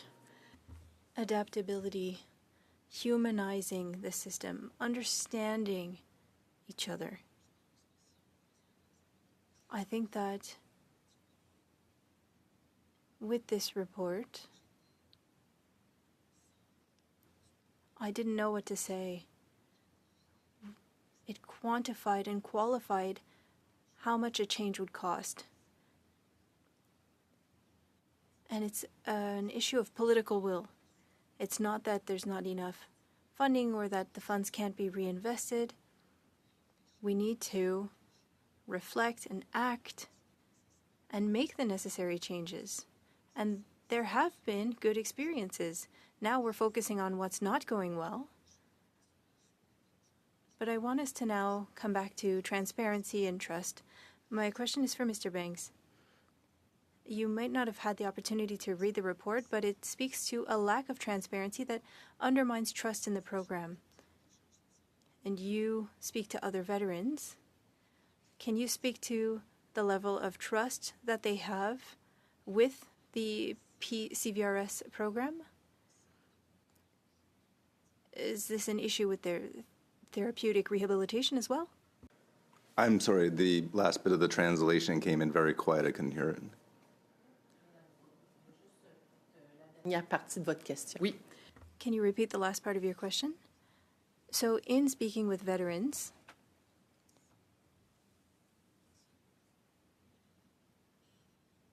and you spoke to them about Veterans Affairs and PCVRS, is this an issue with their therapeutic rehabilitation? Part of the trust issue is that this is a contract that has been going on for 4 years under PCVRS and 8 years under the previous contract holder, CCVRS. So everyone has already seen just how well this program isn't going. And under the current contract holders, everybody has made the connection between LifeMark, Loblaws, the bread fixing scandal, greedflation, mislabeling Canadian products at the grocery store.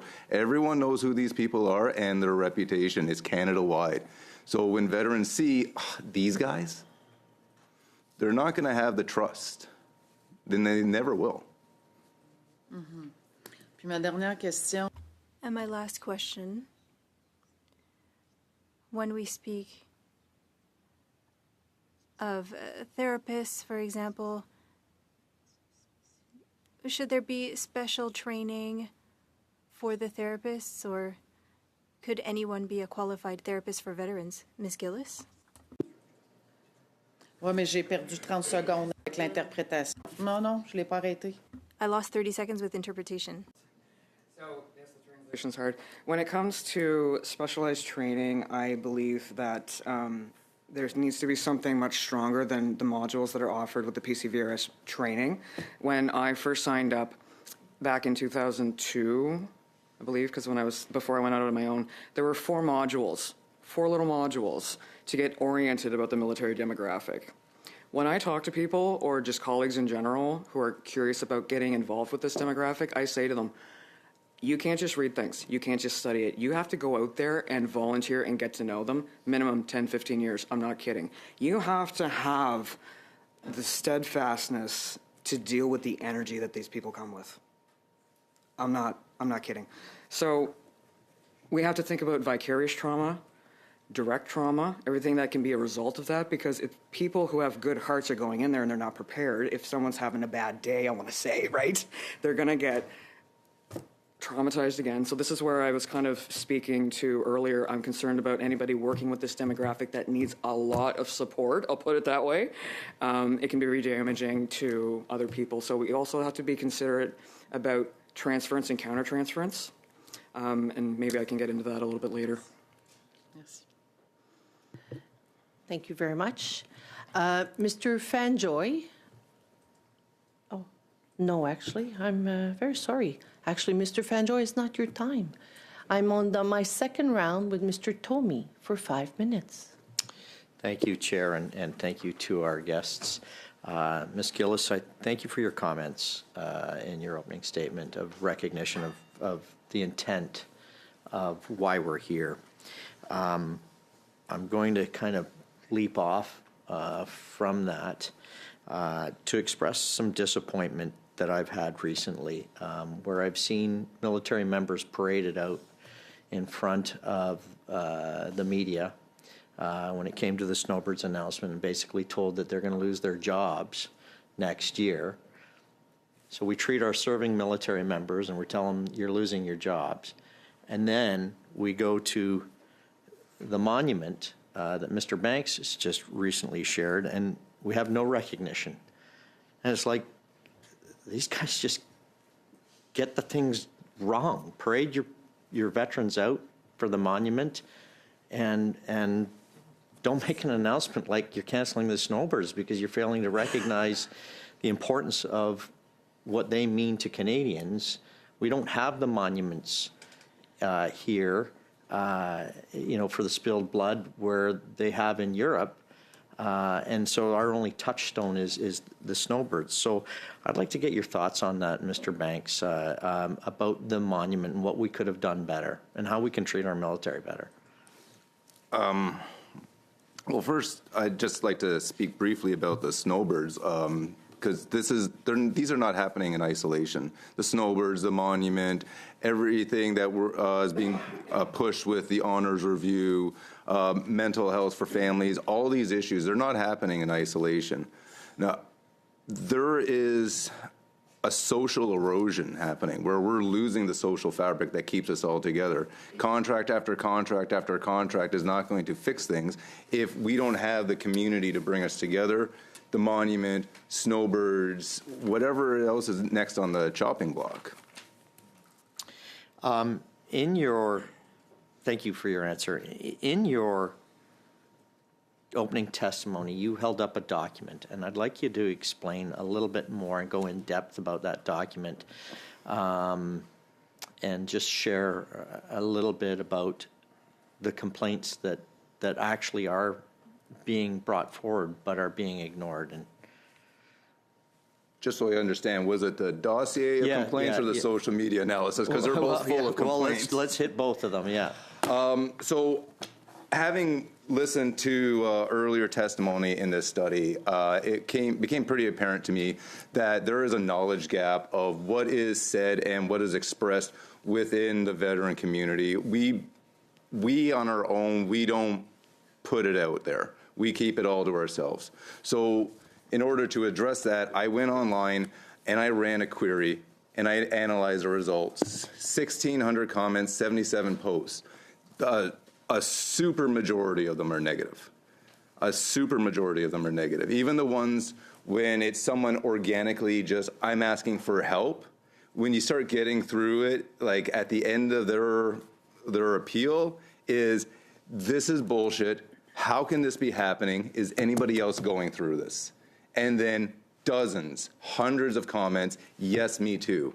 Yes, that's exactly what happened to me. Strap in, it's going to get worse. Which is actually one of the comments that I received years ago when I was going through this process and I was at the end of the rope and I reached out on social media asking for help. One of the comments I got was, strap in, it's going to get worse.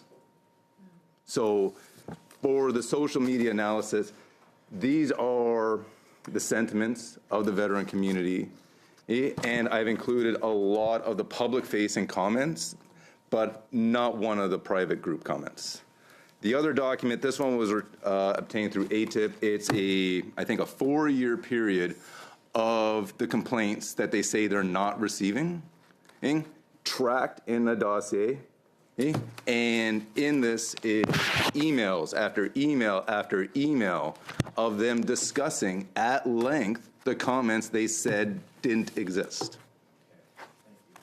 I'm going to run out of time, but you talked about the importance of a relationship with veterans, and what I hear is veterans are being forced to have that relationship broken with their caregiver. What are your thoughts on that?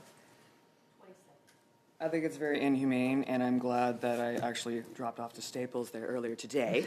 So I've supplied the committee with just one of many that's available out here. It's 19 pages. The standards of practice with the Canadian Counseling and Psychotherapy Association. So it goes through professional conduct. We have to take care of ourselves. And I also have a termination of psychotherapy. Lots of things you can go through here, published last year. And we're allowed, we're going to have copies of that? Thank you. Thank you so much. Mr. Tomey? Mr. Fanjoy, for 5 minutes. Yes, thank you. Can everyone hear me? Yes. Okay. Sergeant Banks, it's good to see you again. You talked about trust and the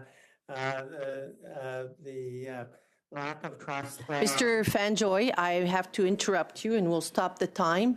Can you just put your microphone a little bit down?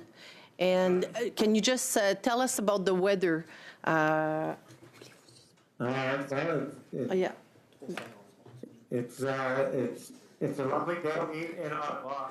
So we'll just suspend very briefly, Mr. Fanjoy, to have someone reach out to you to make sure your sound is okay. Okay.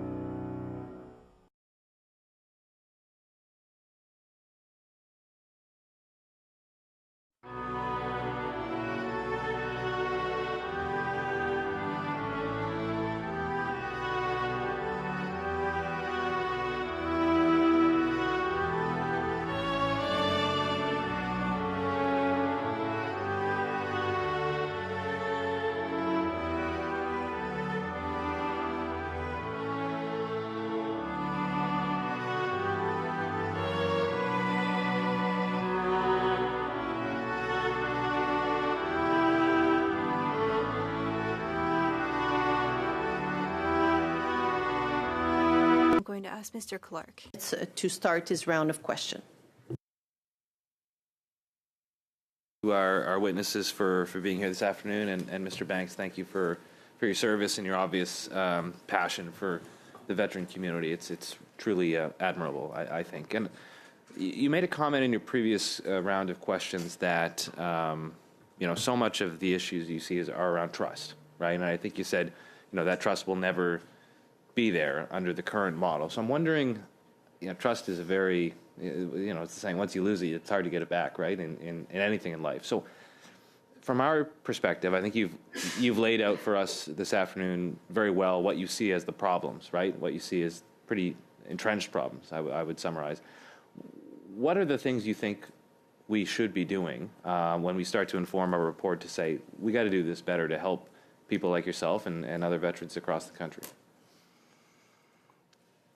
I'm going to assume that in the context of your question, we're going to go ahead with the program in the future. We're not going to put all the responsibilities back on Veterans Affairs.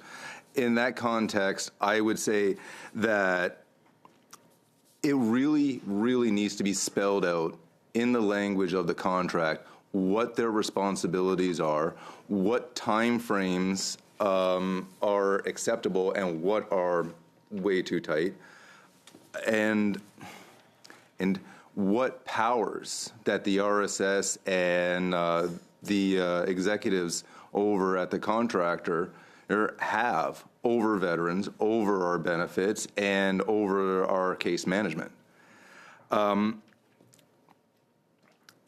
There can be no provision that allows them to overrule a medical decision, ever, under any circumstances whatsoever. Doesn't matter if continuing the program is going to cost them 10 times what it would cost the next veteran. They're here to provide rehabilitation services, so do that or don't. Mm-hmm.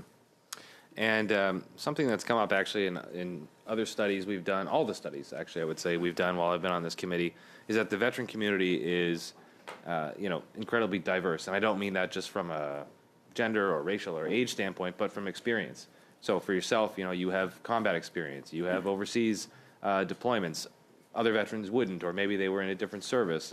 So how do we create a system that is responsive to all of those groups, right? That's a big challenge. I know that's a difficult question, but how do we do something that is able to effectively help somebody who served tours in Bosnia and Afghanistan like yourself, and somebody who perhaps was stationed here at home for the vast majority of their career?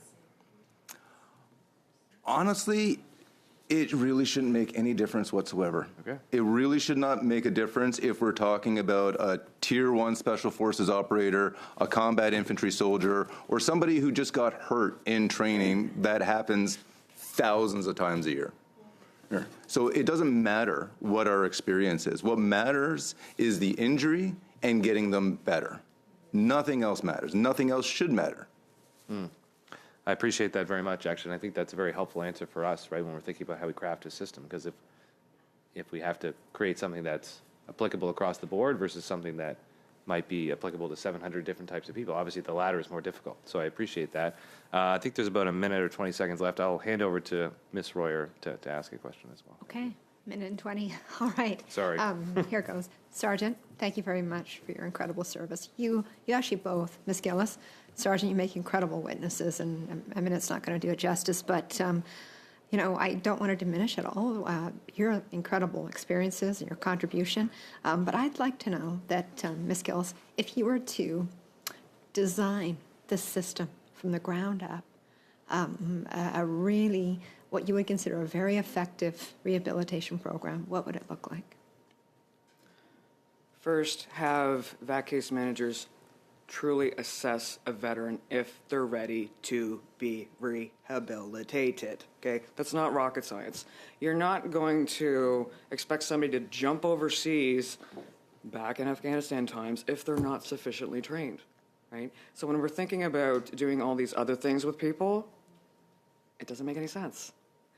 The way that I describe it to my clients is that when we think about actually doing the mental health piece, it's almost similar to the medical system where is somebody ready for a surgery, right? How much work do they have to do to prepare? Do they need to lose weight? Do we have to do this? Do we have to do that? Are they going to survive the surgery? Is it the right time for surgery? It's the same thing with mental health, going back to school, or any of those things. I don't know why this isn't being sort of brought to the table that way for that. I think that would be very effective. Full medical workup is the first piece, the training and supervision, but part of it. Okay, sorry, out of time. Yes. I know that there will be time for written statements after, so please, if you could. Certainly. Thank you. Merci. Thank you very much, Ms. Royer. Pour 2 minutes et demie. 2.5 minutes in French. Ms. Gaudreau, you gave many recommendations, and that's what we want to include in our report. It was easy to centralize, use a pattern, and they did not focus on adaptability. There's a long list of potential issues. But that said, if you have another recommendation to share, I would love to hear it. There could be big changes to case managers, I believe. Could you specify, Ms. Gillis, what you meant, please? Changes for which, sorry? The translation. Gestionnaire. The case managers. So I think it would be beneficial if there was a process, if people are interested and realistically capable of going back to school, that has to be done. You can't tell somebody to go skate if they don't even know how to put their skates on and tie them. That's setting people up for failure. And when you do that to a veteran, I don't think we need to have a discussion about that. Et pour vous, Monsieur Banks? And for you, Mr. Banks? I know that you have a lengthy list as well that you would like to share with us.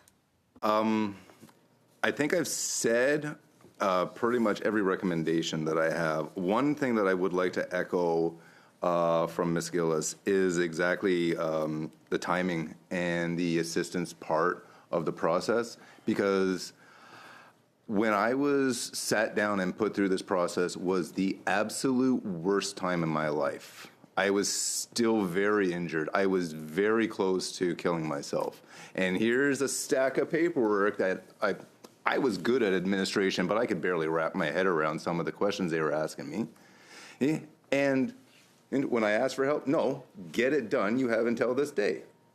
There's top-down direction happening, and what we need is bottom-up. It should be needs-based, not financial incentive-based. Merci beaucoup, vraiment. C'est important. Thank you very much. What you're doing is very important, and veterans are watching what we're doing. Thank you. Merci beaucoup, Madame Gaudreau. Thank you, Ms. Gaudreau. Last two questions. Mrs. Wagenthal for 5 minutes. Okay, thank you. Thank you so much, Chair. So, Master Corporal retired Natalie Gillis, thank you for being here and for bringing so much heart and knowledge to our study. You submitted a brief to the committee that was supported by 51 frontline mental health clinicians, highlighting the issues with PCVRS.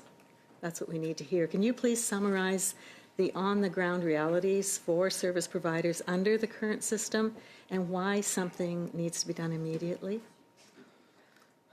So, I'll say this. The first time I met Mr. Banks, we ran through a 3-hour but a 3-hour session just talking about things, so I can't capture everything in a couple of minutes, unfortunately.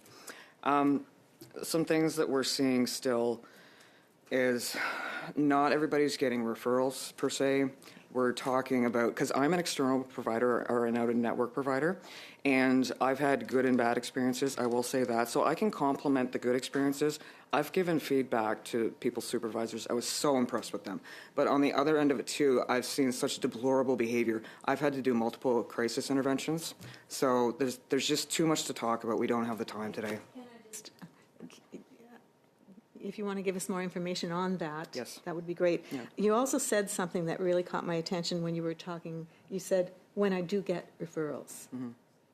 What are you referring to there? What does that mean? So something that we had talked about in the qualitative data assessment, the unpublished manuscript that was submitted to you folks before we did the McGill publication, it was focused around how many people, I actually have the stat here somewhere, 94 people participated, 51 completed. We're not sure why everybody didn't complete it, but an assumption could be they don't want to get in trouble.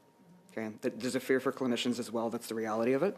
50% were contacted out of that little study to become an affiliate of PCVRS. 24 were external providers like myself. 62% received referrals, I want to say.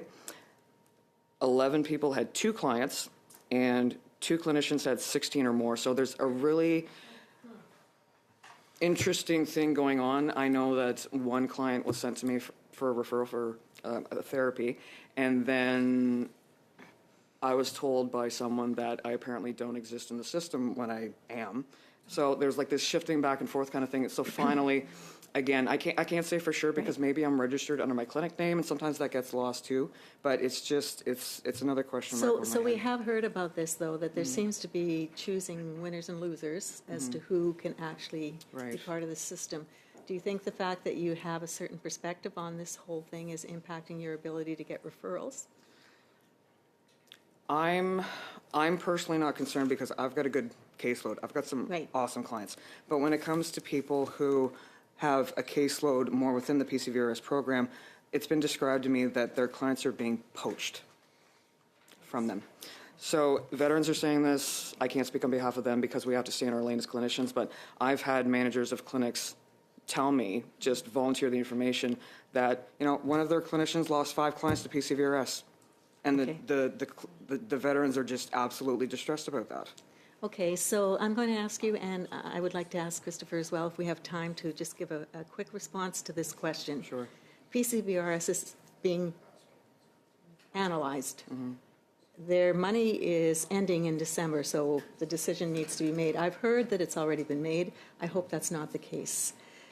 For a true independent review, what is the role of veterans in that review? From my perspective, they should be the majority of the feedback. What's your view on how that should happen? Because I think you would have a lot to offer as well.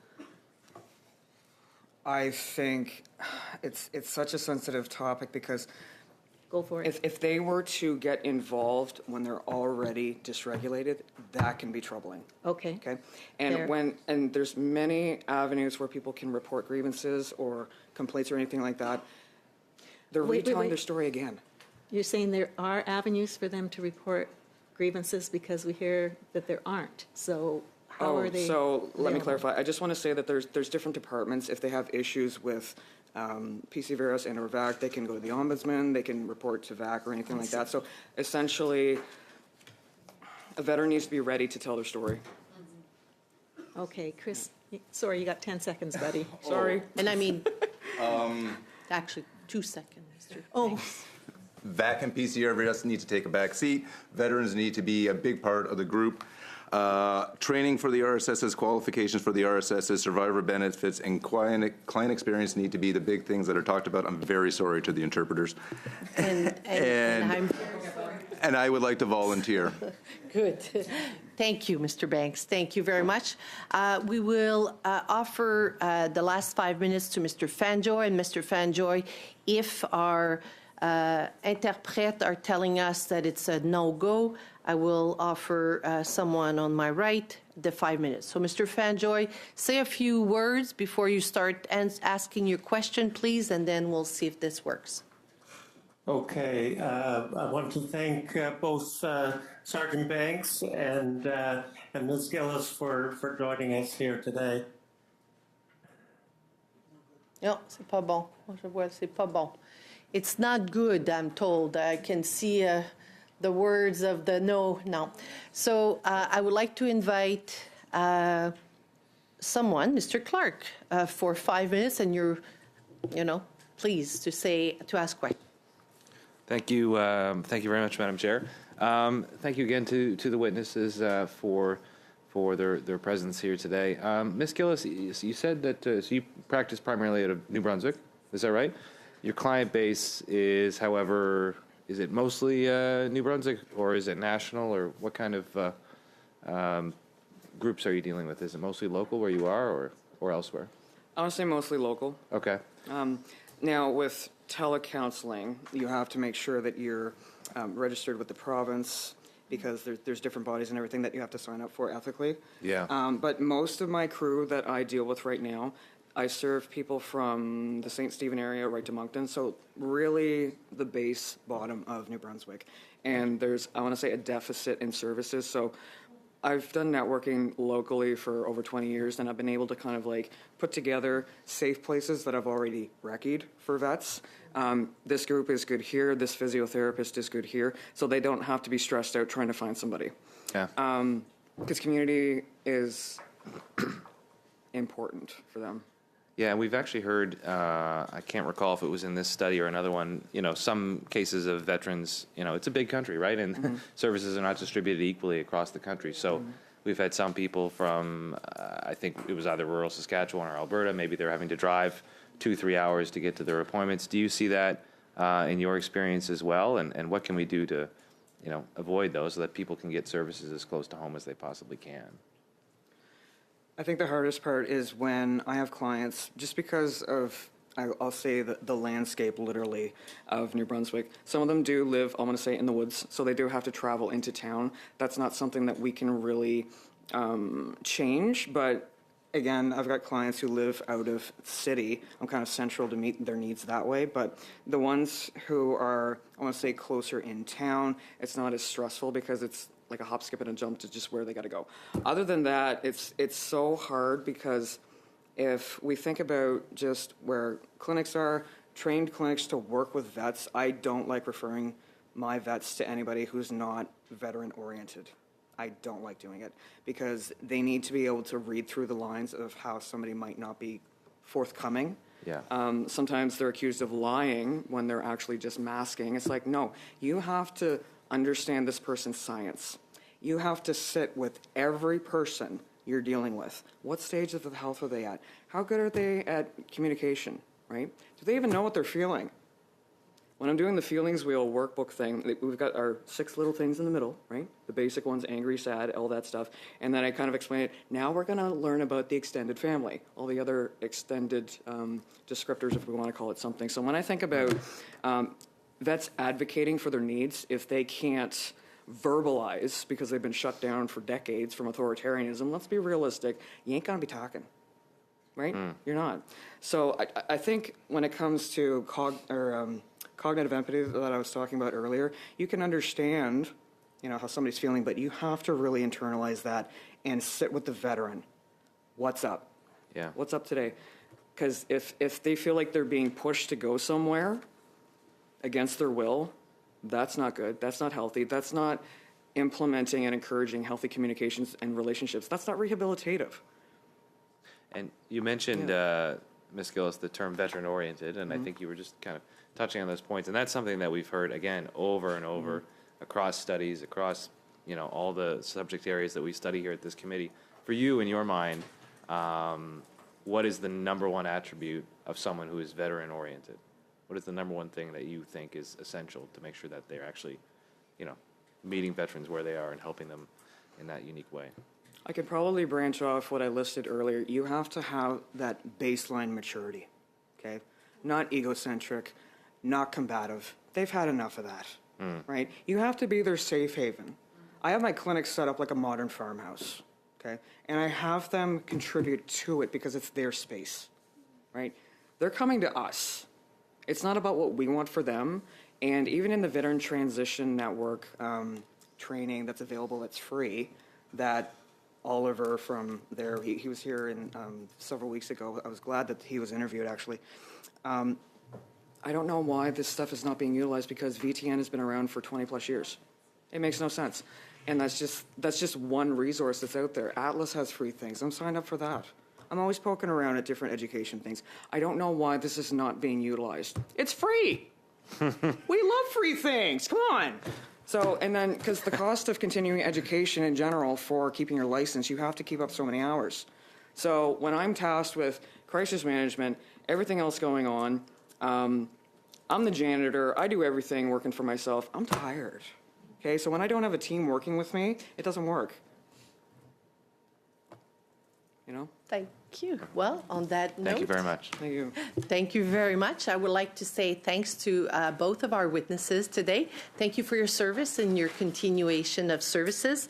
And before we adjourn, the clerk circulated a budget for the study of the experience of Black veterans for an amount of $6,750. Is it the will of the committee to adopt this budget? Yes, thank you. Écoutez, notre prochaine réunion. Our next meeting will be on Monday, June 8th, from noon to 1. There will be the swearing in of the Governor General that day, so we will be hearing from witnesses for 1 hour for our study on the contract awarded to PCVRS. Is it the will of the committee to adjourn the meeting?